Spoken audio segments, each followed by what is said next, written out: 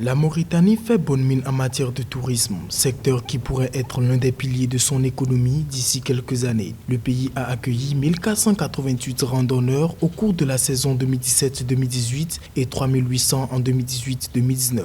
Une performance en hausse s'expliquant par le renforcement du facteur sécurité, autrefois à l'origine de la chute du secteur. C'est infime le nombre de touristes qui viennent en Mauritanie. Mais c'est déjà bien de pouvoir doubler quand on sait que la Mauritanie n'a pas la réputation d'un pays stable en termes politiques. Vous avez vu le problème sécuritaire. On a aussi le problème avec le Polisario qui n'est pas totalement réglé. En 2017, il n'aurait enregistré que 1500 visiteurs en raison de la zone rouge que le ministère français des Affaires étrangères avait peint sur la totalité du territoire après les attentats des années 2000, ce qui signifiait la fin des vols et le refus des assurances de couvrir le moindre voyageur. Mais en 2018, grâce à l'amélioration de la situation, certaines compagnies de voyage ont pu reprendre leurs activités. Il faudrait que la Mauritanie mette en place une stratégie de communication et de promotion de la destination mauritanienne, mais vraiment à outrance. Et ça demande quand même des moyens qui ne sont pas négligeables. Il va falloir retrouver des activités qui vont permettre justement de mettre la Mauritanie, la culture mauritanienne, aussi diverse soit-elle, au devant de l'actualité